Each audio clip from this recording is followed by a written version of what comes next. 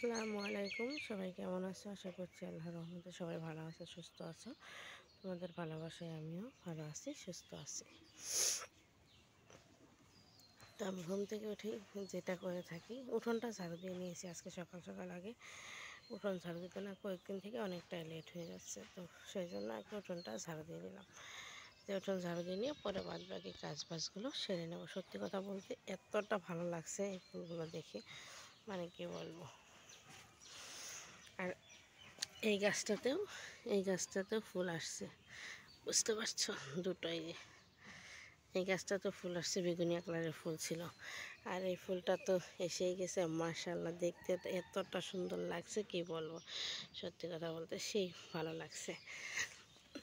এই গাছগুলো তো ফুল আসে না, বাট কোয়া আসছে, হয়তো ফুল আসবে। আর সব থেকে বেশি যেটা খুশি সেটা হলো আমার গাছে গোলাপ ফুল ফুটে গেছে, বুঝতে পারছো? তো গোলাপ ফুলটা এমন একটা ফুল যেটা নাকি সবারই মনটা কেড়ে নেয়, তাই না? আর এই তো একটা কলি এসেছে, কলিটা দেখো অর্ধেক ফুটছে অর্ধেক এসে, এতটা ভালো লাগছে, মানে কি বলবো, তোমাদের বলে বোঝাতে পারবো না। সত্যি কথা বলছি, হাজারো মন খারাপ নিয়ে থাকলেও মনে হয় এই ফুল গাছগুলো দেখলে সত্যি কথা বলতে মনটা অনেকটাই ভালো হয়ে যায়। তো উঠোন ঝাড়ু দিয়ে বুকে ব্যথা করছে একটু, তো ভাবছি একটু রেস্ট নিয়ে পরে বাদ বাকি কাজগুলো করে নেবো। ঠিক আছে, চলো পরে আবার দেখা হচ্ছে। সো ফ্রেন্ডস, তোমরা তো জানোই অসুস্থতার কারণে ভিডিও একদমই বন্ধ ছিল, এতদিন ভিডিও করা হয়নি। তো আজকে একটু রোদ উঠেছে, একটু বলবো না, অনেকটাই রোদ উঠেছে। তো লঙ্কাগুলো বাইরে বার করে দিলাম, দিয়ে ভাবলাম যে মশলাগুলো ধুয়ে রোদে মেলে দিই। বলছিস না কেন? চল ঠিক আছে, আমি এগুলো খুলে ধুয়ে একটু ঝেড়ে নিই, ঝেড়ে তারপর রোদে দিয়ে নিচ্ছি ধুয়ে। সো ফ্রেন্ডস, তোমরা কি জানো ঠেলায় পড়লে বিড়াল গাছে ওঠে? তো আজকে সেটার মানে একদমই সে প্রমাণ, পাকাপোক্ত প্রমাণ আমি। কারণ আমি দেখো কিনা গুঁড়ো মশলা খাই না, একদমই খাই না। তো ঠেলায় পড়ছি বলে আমাকে খেতে বাধ্য হচ্ছি আজকে। আজকে কী এসে জানো, মশলা কটা গোটা মশলাগুলো নিয়ে এসেছে, জিরে বলো, ধনে বলো, সর্ষে বলো, এগুলো নিয়ে এসেছে গোটা মশলা। তোমাদেরকে আমি এর আগের ভিডিওতে কিন্তু দেখিয়েছি। তো সেই মশলাগুলো একটু ধুইতে গেছিলাম, অবশ্য ধুইছি, কারণ আমরা মেয়ে মানুষ, তো আমরা কিন্তু নিজের জানের উপর বাজি রেখে কাজ করতে পারি। তো মশলাগুলো ধুয়ে মেলে দিছি আমি, দেওয়ার পরে এতটা পরিমাণ অসুস্থ হয়ে পড়লাম, মানে কি বলবো, তোমাদের বলে বোঝাতে পারবো না। ওই তো একটু কলপাম করছি, তারপরে তোমাদের দাদাভাইকে ফোন দিয়ে বললাম যে এরকম এরকম এরকম হচ্ছে।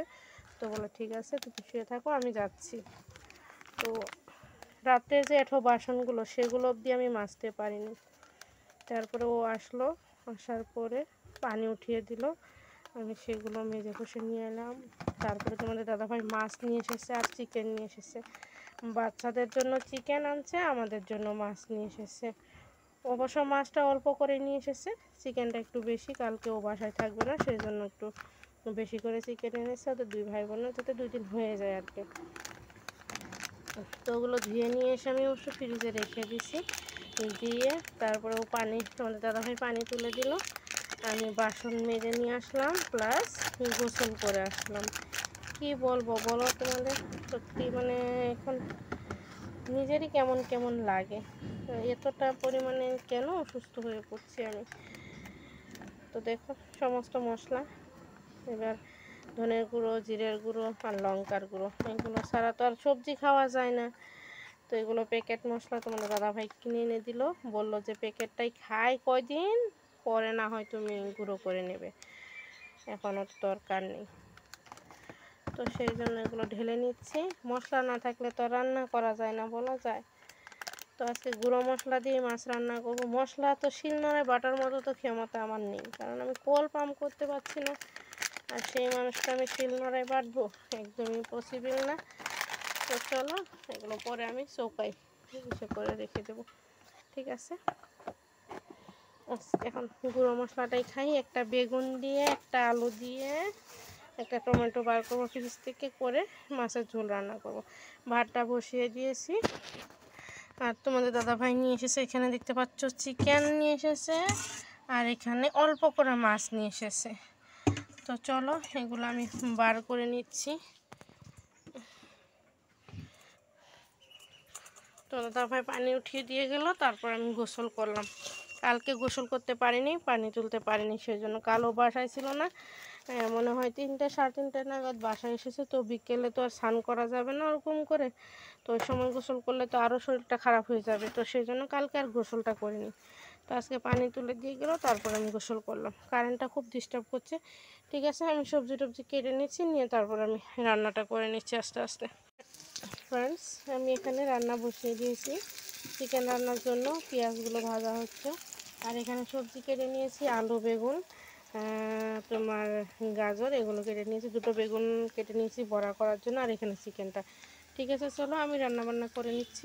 তো ফ্রেন্ডস, এখানে চিকেনটা রান্না করে নামিয়ে নিয়েছি। কিনা লঙ্কার গুঁড়ার জন্য এতটা কালার এসেছে, নইলে এতটা লাল হতো না। আর এখানে মাছের ঝোলটা আমি বসিয়ে দিয়েছি। মাছের সবজিটা দেখতে পাচ্ছ, এটা তো কিনা লঙ্কার গুঁড়ো, তার জন্য কালারটা বেশি লাল লাল। আর এখানে সোনামা আর কি তোমার চিকেন একটু ভেজে খেতে চাইলো, তো ওর জন্য 5 পিস চিকেন ভেজে নিলাম আমি। দেখতে পাচ্ছ একটু লাল লাল করে ভেজে নিলাম। সিদ্ধ হয়ে গেছে চিকেনগুলো, এই তো দেখতে পাচ্ছ সুন্দর মতো সিদ্ধ হয়ে গেছে। তো আর একটু হালকা তো ভেজে নিয়ে নামিয়ে নেব। ঠিক আছে, সব ফ্রেন্ডস রান্না বান্না শেষ করে, তোমাদের দাদাভাই এখনও আসেনি, ছেলেও আসেনি। তো আমি কটা ভাত নিয়ে বসে পড়েছি। দেখতে পাচ্ছ অল্প কটা ভাত, একটু সবজি। এই সবজির ঝোলটা দেখতে পাচ্ছ একদমই পাতলা ঝোলটা, তো বেশি মশলা দিইনি, একদমই পাতলা করে রান্না করা, হালকা পাতলা রান্না। তো 1 পিস মাছও নিয়েছি। নিয়ে চলো আমি খাবারটা খেয়ে নিচ্ছি, নিয়ে আমি মেডিসিন খাবো, কারণ ভালো লাগছে না, প্রচণ্ড পরিমাণে ব্যথা করছে।